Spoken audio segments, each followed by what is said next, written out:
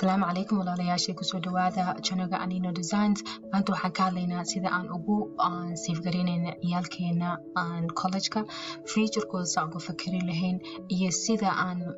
how much aan u dhigi lahayn meel markasta. walaalayaal haddiina subscribe gareynin subscribe this channel also markasta u heshin Monday kasta waqtigan ayaa helaysiin and also maaragtay haddiina also commentigiina means a lot to me and also aad iyo aad ayay mahadsantihiin and also haddii aad su'aalo qabtiin ama wax aad jeclaan lahaydeen inaan ka hadlo please feel free inaad ku qortiin commentiga below. aad iyo aad u mahadsantihiin. markaan college saving ka fakarno Allah 10 years from now 20 years from now depending on cunugaad intuu jiro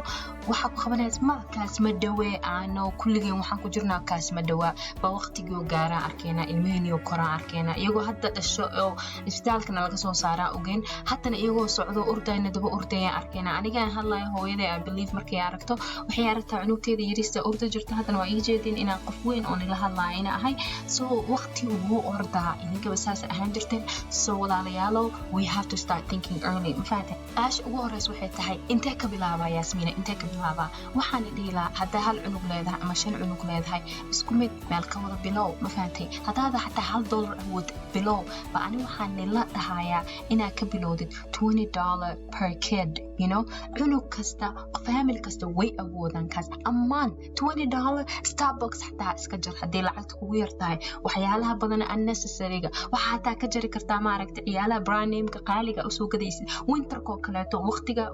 kala bedel oo si aad save garee wax kasta lacaga meel ka jar maantay hada Netflix Hulu Plus extra leela jarjar $20 ina haysatid waay $20 maxay tahay walaal $20 lacag ma waa ogahay but $20 times 12 months that's $240 a year. okay that's hal cunug waay ma fahantay kaba soo qaadna waxaad waxaysay waxa apply gareysay taxeska cunug kasta lacag lagu siiya $500 cunug kasta ugu dar hadda awoodin kun uga dhig depending on how many kids I have that is $700 and what $40 okay that is $740 ma fahantay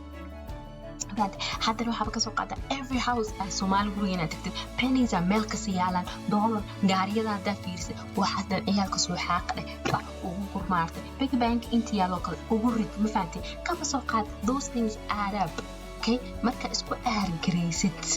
ka soo qaad ayeeyo iidi waru cunuga lacag iska helaa maxaa la dhahaa ayeediisa siinaysa tiyaashiisa siina iida war isku badar waxaas $200 kutar on top of that the whole year wuxuu helo okay that is $940 mafahant cunug uu save gareynayaa. can you imagine hasan hadaa ka bilowday $940 times isagoo 18 hadda markuu gaaro. and walaalayaalo one thing aan leeyahay also involve them ilmaha waxa ku tirahdeen hooyo waxaan u save gareynaynaa college-ka hooyo college-ka waa waxaan college cunug hadda markas uga sheekaysid college-ka aadi lahayd saan iyo waxaan akood guess what's going to happen automatically cunuga kula shaqeeya arkaysa cunuga he's into it mafahantay hatta kaba soo qaad 18-19 isagoo hal sano jira bilowday so you're going to have $16,920 okay that's how much he's gonna save okay that time. and imagine that will take him a long time maaragtay waa suubin karaysaa that will even help that kid mafahantay waxaas yariiska xataa wuxuu ka bixinaa wax badan but can you imagine aan dhacdac kasta iska shid ku tuurtid cunugana marka involve gareysa uu 16 jiro uu meelo ka shaqeeyo ka soo qaad aad okay lacagtaada ii dhib half of it inta aan ku ridno college saving. do you think cunugaas gang members iyo waxaas inuu galaayo no his aim is higher because his expectation or parenting leeyihiin waa very high. you have a high standard for you're like you know what I expect you in a college وانا عادي مربى مجرى because we're good جدا since he was a baby you were planning with him okay هو هذا college funding هذا you see $10 هذا واحد كسوبسو the other $10 حق شو college saving بعد إنه جاس كل كوجهنا يا college إنه هذا aim كيف number 1 ونقنايا هو سؤال شيء ويديني سؤال ما بنك أكاونت ياسمين أفرون حكوا صوبيا بنك أكاونت مو بهنت كان استعماله كرهسان 529 college funds college savings على مينيسوتا إسكاله each state كذا state كان حتى جون each state إسكاله كم سوق هذا كاس هيسن حتى هذا state كجون أو مالك لا جوكتي bank offer أو أقوني عنك ومجلس كقرني هاي the good thing about this on website مالت محلا من 529 college saving أو حكفي عن وكفي عني also it's like وهاو استعماله سا and once when you applying for tax return كان مكسب بنيسد you can use it as a tax deductible ماركتي وأشياء سقف كوب حنا سنة أسبوعية عنو جيجا وأسيف كريا you get like 500 deductible ماركتي and also the other thing is عنو قاعد هو happy بكده عم فهمتين ولا ليالو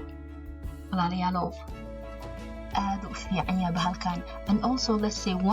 one أو حيدا هذا ياسميني وهو the safe grade ومد عنو قمد كمد أو حلاني college كا مركو هذا بمورب إنه هذا college كي كان next كحيو هو لعقت أوريجي ساعة so لعقت هذا still not on the waste ما نقنيس مرنا waste ما نقنيس لعقت هذا هذا ما حسنتين أنا هذا ويب سايت كنت تسوي وحيد إيصال هذا على شيء واكنا ويب سايت كي all you have to go this website واكنا linking إنه أنيك لنا ماشى on minnesotasaves.org مالك 529 إذا كنا نقول قانون you can call them and learn more about it and do research about it it's good investment for إيال كينا ولا ليالو وكودو كورجينايا you don't even have to call them مالك and open an account على هذا auto pay كديجيس هذا $20 every month مركزتنا وقلنا كرت هذا is just unlimited لعك هذا نوحبه مفروض عاية عنو قاعدة وهلايا مفهمتي then you can use it as a tax ماركتي deductible ووجد ده on employees واستعمال parents واستعمال grandparents هذي أيون أبويال أو عاوناي يجنا نلا share كره ساسا هذيك وعاونيس also family كلا share كره on in يجنا on as a gift وسين كرايان ويجنا وكترسن كرايان هذا واكنا accounting مركا create كره سانو إكانايا مقعدة قلينيسا middle name last name كذا phone number كذا email address كذا you confirm you go from there ماركتي وما حسنتين ولا ليالو linking aan share gareeya ina soo sheega waxaa jeclaan lahaydeen inaan ka sheekeeyo marka kaleeto aad iyo aad ayuu mahadsantihiin see you guys next Monday